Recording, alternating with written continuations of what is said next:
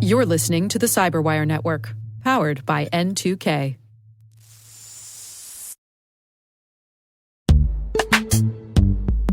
Struggling to secure on-prem apps with modern identity? Don't worry, you're not alone. Join industry leaders from Fortune 500 organizations to secure your apps on any cloud with any IDP, regardless of your environment's complexity. Meet Strata's identity orchestration platform, Mavericks. Say goodbye to the headaches of app refactoring and legacy tech debt. With identity orchestration, you can modernize legacy apps to use MFA or passwordless authentication in a few weeks, migrate from one IDP to another, and so much more without changing the app. No matter your IAM use case, Strata extends the value of your current identity investments. And the best part? You can try it for free today. Visit strata.io/cyberwire to share your biggest identity challenge, and they'll hook you up with a complimentary pair of AirPods Pro. Don't miss out. Visit strata.io/cyberwire. That's strata.io/cyberwire.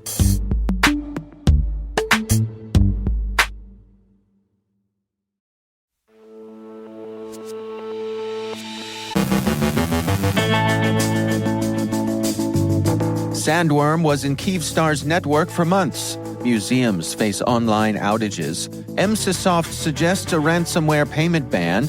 An ambulance service suffers a data breach. Mandiant's social media gets hacked. GXC Team's latest offering in the C2C underground market. 23andMe blames their breach on password reuse. Lawyers are using outdated encryption. On today's Threat Vector segment, David Moulton chats with Garrett Boyd, senior consultant at Palo Alto Networks Unit 42, about the importance of internal training and mentorship in cybersecurity. And in Russia, holiday cheers turn to political jeers.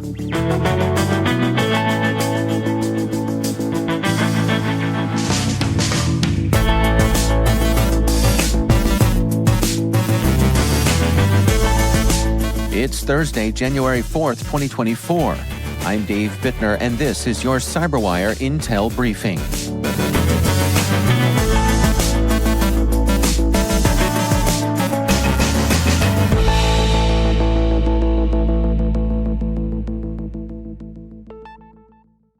We begin today with reports that Russia's Sandworm was in Kyivstar's networks for at least 7 months.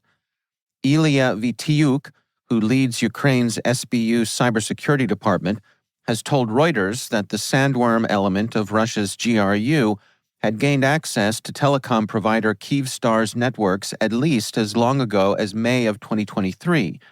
Sandworm probably began its attempts against Kyivstar as early as March of that year. Its goal was collection, mostly of data on individual users of Kyivstar's services, followed in the last stages of the operation by destruction of data and disruption of services. A nominally hacktivist group, Solin Tchepsyok, has claimed credit for the attack, but they're almost surely a GRU front. The effects of the attack on Kyivstar were severe and widespread, but mostly affected civilian users as opposed to military operations. The Ukrainian military doesn't make much tactical use of civilian telecoms. Vitiuk sees the attack as a warning.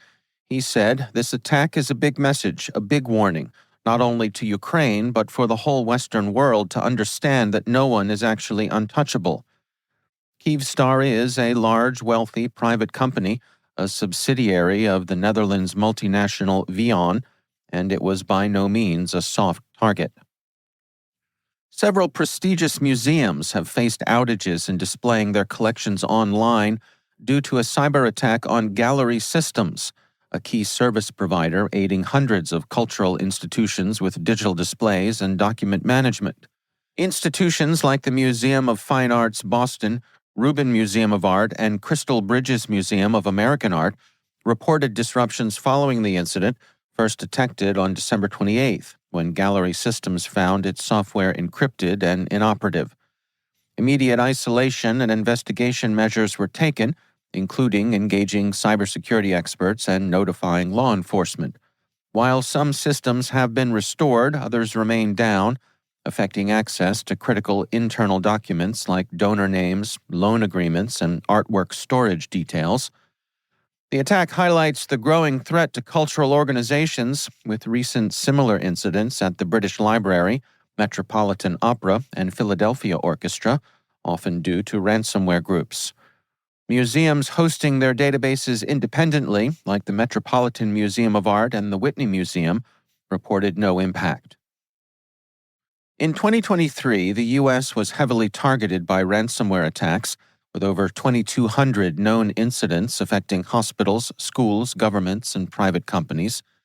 A report by Emsisoft Malware Lab presents a dire view of the situation, suggesting that despite various countermeasures, ransomware remains a prevalent threat, causing not only economic damage but also potentially endangering lives, particularly in healthcare settings. Indeed, the number of ransomware attacks on critical institutions like hospital systems and educational institutions has significantly increased over the past 3 years. The authors argue that the only effective solution to the ransomware crisis is to completely ban the payment of ransoms. They contend that ransomware is a profit-driven crime, and making it unprofitable will lead to a drastic reduction in attacks. Security experts like Kevin Beaumont and Alan Liska support this view, acknowledging that while a ban on ransom payments might lead to a short-term increase in attacks, it's the only viable long-term solution. The report also notes the evolving nature of ransomware attacks, with threat actors employing more aggressive tactics and demanding increasingly higher ransoms. It underscores the fact that these are not mere disruptions, but constitute a crisis with significant and far-reaching consequences. The report calls for urgent and decisive action to combat ransomware. It suggests that a ban on ransom payments, coupled with improved cybersecurity practices and international cooperation, is crucial to stemming the tide of this damaging and dangerous cybercrime wave. Transformative Healthcare, a Massachusetts-based company, reported a data breach affecting nearly 912,000 people. The breach, linked to Fallon Ambulance Services, which it acquired in 2018, was detected in April 2023, with unauthorized activity dating back to February. Compromised data includes names, addresses, social security numbers, medical details, and employment-related information. The company has offered 2 years of free identity protection to victims and is under investigation by federal law enforcement and a national consumer rights law firm.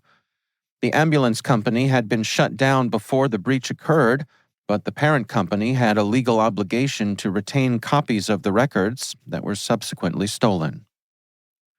Cybersecurity firm Mandiant had its ex-Twitter account hijacked and used to impersonate the Phantom crypto wallet, spreading a cryptocurrency scam.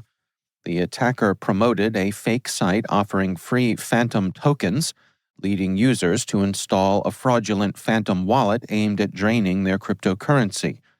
The real Phantom wallet has since warned users and disabled interaction with the scam site. The threat actor briefly used the account to troll Mandiant before the company regained control and began restoration efforts. Security has identified a cybercriminal group, GXC team, known for creating tools aiding online banking theft and social engineering. Recently, they started selling an AI-powered tool for generating fake invoices to execute business email compromise attacks, replacing legitimate banking details in business transactions. This tool adds to their repertoire of fraudulent platforms, including phishing kits and payment data checkers. Genetic testing company 23andMe has attracted criticism for its response to a major data breach the company sustained in December, TechCrunch reports. The hackers gained initial access by brute forcing the accounts of 14,000 customers, then gaining access to the data of 6.9 million users who had opted in to the service's DNA relatives feature. 23andMe's response to the breach has been widely perceived as victim blaming. The company stated in an email to customers who are suing the company that, quote, users negligently recycled and failed to update their passwords following these past security incidents. which are unrelated to 23andMe.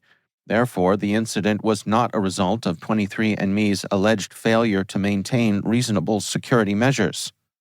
Hassan Zavari, one of the lawyers representing victims of the breach, told TechCrunch, 23andMe knew or should have known that many consumers use recycled passwords, and thus that 23andMe should have implemented some of the many safeguards available to protect against credential stuffing, especially considering that 23andMe stores personally identifiable information, health information, and genetic information on its platform.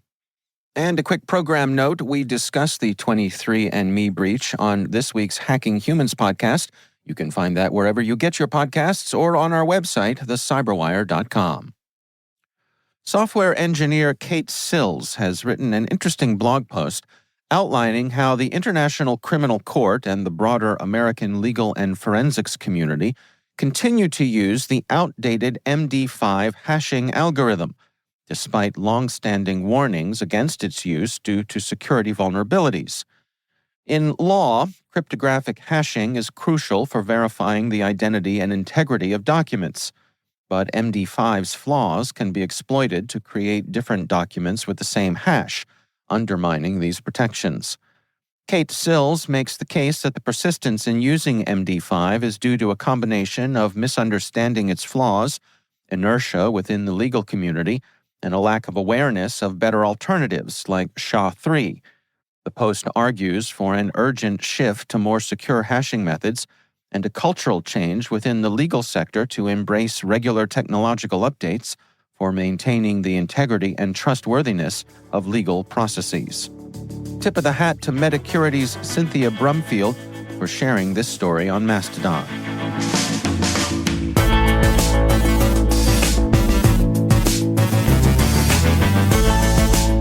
Coming up after the break, on today's Threat Vector segment, David Moulton chats with Garrett Boyd, senior consultant at Palo Alto Networks Unit 42, about the importance of internal training and mentorship in cybersecurity. Stay with us.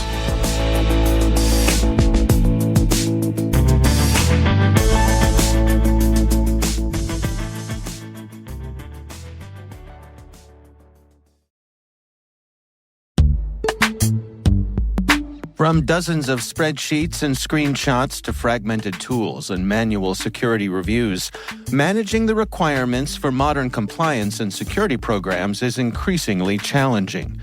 Vanta is the leading trust management platform that helps you centralize your efforts to establish trust and enable growth across your organization.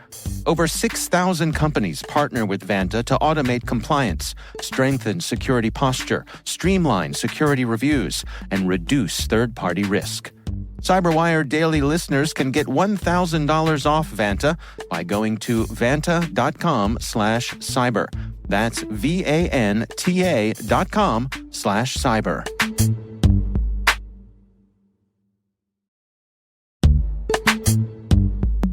And now, a word from our sponsor.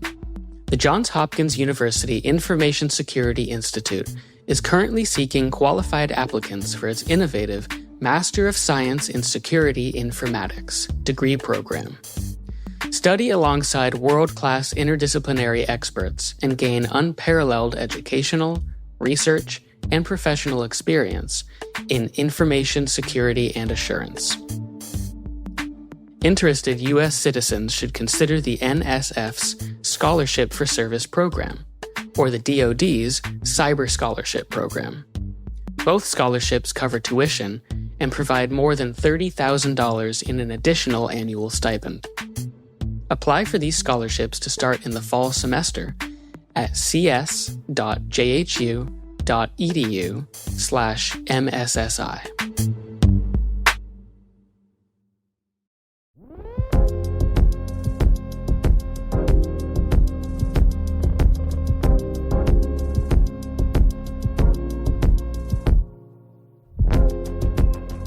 Welcome to Threat Vector, a podcast where Unit 42 shares unique threat intelligence insights, new threat actor TTPs, and real-world case studies. Unit 42 has a global team of threat intelligence experts, incident responders, and proactive security consultants dedicated to safeguarding our digital world. I'm your host, David Moulton. Director of Thought Leadership for Unit 42.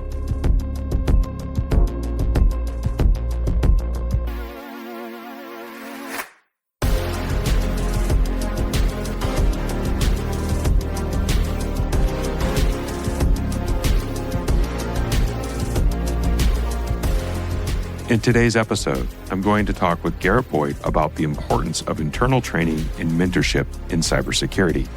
Garrett is a senior consultant at Unit 42. Garrett's security career stretches back for more than a decade and is a former Marine and professor, someone that has a long history of service.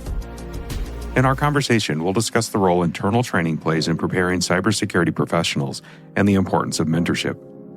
Garrett will talk about how organizations can build cultures that encourage everyone to participate and how to use those relationships to advance careers. Let's get right into it. Garrett, what role does internal training play in preparing cybersecurity professionals for the challenges they'll face in our industry? Our industry is something that's ever changing. And so the requirement for internal training allows for this idea of getting the baseline from zero to at least knowledgeable. So that way, every single person is a proactive member of the team. Without it, it's a race to try and put letters together, squares to squares, circles to circles. How does mentorship within an organization contribute to the professional growth and development of individuals pursuing a cybersecurity career? I think that mentorship, and when we're talking about mentorship, we're talking about a dedicated relationship that's not just the supervisor or supervisee relationship.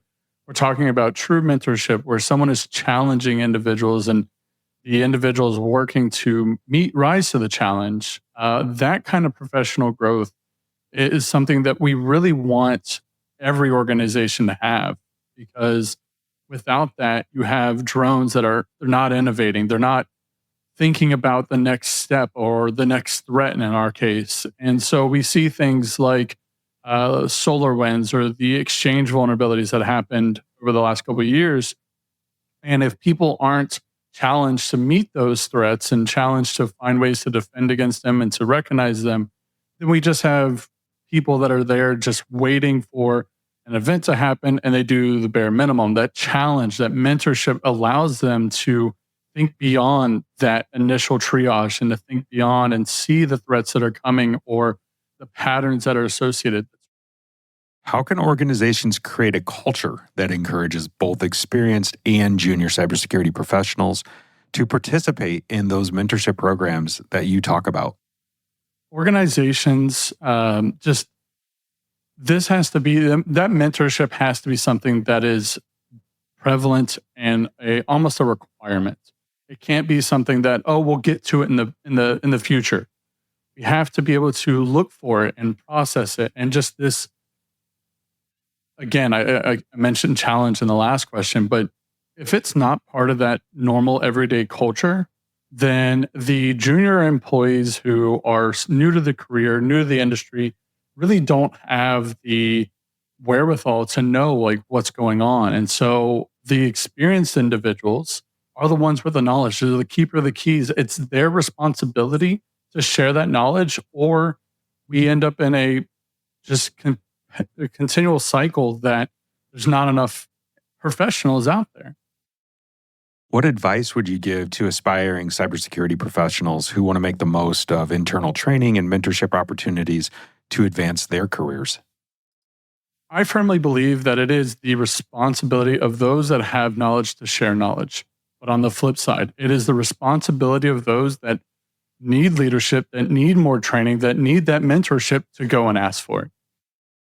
Garrett, when you think about the times that you've mentored someone, can you tell me what you got out of those relationships? The thing that I think I've ever gotten from my mentorship is how to communicate complex issues in a way that is digestible by those who don't quite understand or have the same education level as I do.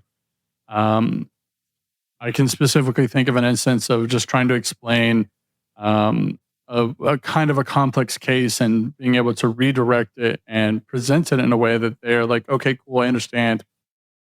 Think back on the times that somebody has mentored you Is there a moment that really stands out? I was in the military years ago, and I remember getting promoted, and one of the Marines I had at the time just being completely obstinate. And after a little bit of a row with the individual, I was pulled aside by probably one of my best friends now, but at the time was my senior enlisted leader, and pulled me aside, and he taught me, hey, you praise in public and you punish it in private. And while I wasn't punishing this individual, I was definitely giving it a nice little chewing out time. But if someone does something that's good, you tell the world about it, so that way they feel emboldened to be innovative and continue their good work. That is the role of a mentor. And that's what he did for me. What's the one thing you want our listeners to remember from this conversation? No one else is responsible for you. You're responsible for yourself. If you want leadership, if you want mentorship, you should go and get it. Ask somebody, talk to them. And if they say no, ask the next person. There are individuals like myself and that want to share their information, and they're more than willing to give their time. Unit 42 is full of people like this. There's not, I can think of, like, just looking at my direct message list, all of them are individuals I've reached out to about something, and they've given me an hour of their time. No one, for the most part, no one's going to say no, because we all remember being new. So you are responsible for your knowledge.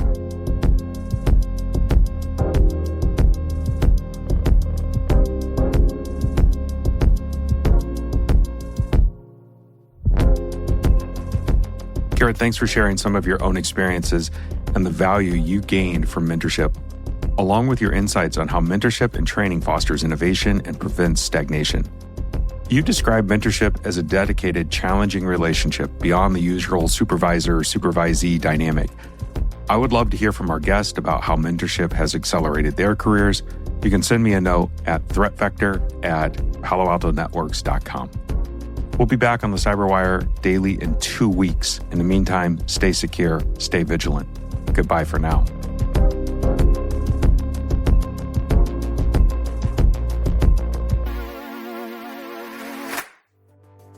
That's Palo Alto Networks' David Moulton and Garrett Boyd, Senior Consultant at Palo Alto Networks Unit 42.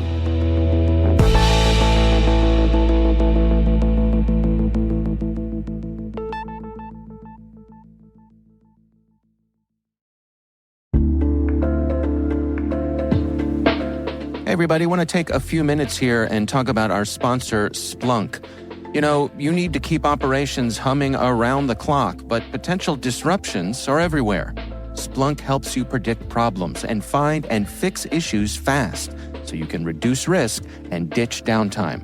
The world's largest enterprises rely on Splunk's unified security and observability platform to become more efficient, resilient, and innovative. With Splunk, you can react quickly, evolve faster, and be ready for anything. Stay ahead of disruptions. Learn more at splunk.com/resilience.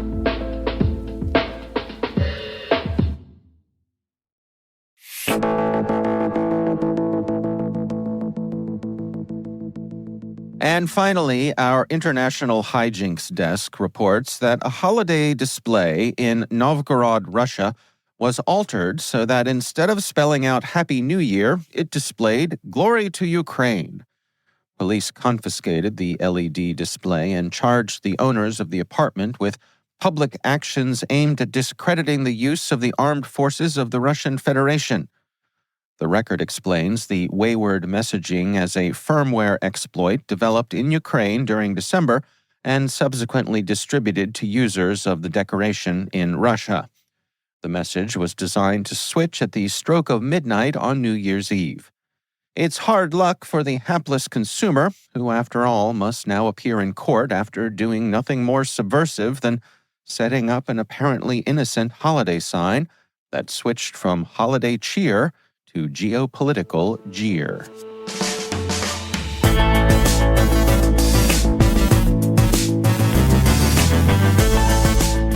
And that's the CyberWire. For links to all of today's stories, check out our daily briefing at thecyberwire.com. A quick reminder that as you are setting new goals to boost your brand across the industry, we'd love to help you achieve those goals. We've got some unique opportunities, complete with special incentives for 2024, so tell your marketing team to reach out. Send us a message to sales@thecyberwire.com or visit our website so we can connect about building a program to meet your goals. We'd love to know what you think of this podcast. You can email us at cyberwire@n2k.com. We're privileged that N2K and podcasts like the CyberWire are part of the daily intelligence routine of many of the most influential leaders and operators in the public and private sector, as well as the critical security teams supporting the Fortune 500 and many of the world's preeminent intelligence and law enforcement agencies. N2K Strategic Workforce Intelligence optimizes the value of your biggest investment, your people. We make you smarter about your team while making your team smarter. Learn more at n2k.com. This episode was produced by Liz Stokes. Our mixer is Trey Hester, with original music by Elliot Peltzman. Our executive producers are Jennifer Iben and Brandon Karp. Our executive editor is Peter Kilpie, and I'm Dave Bittner. Thanks for listening. We'll see you back here tomorrow.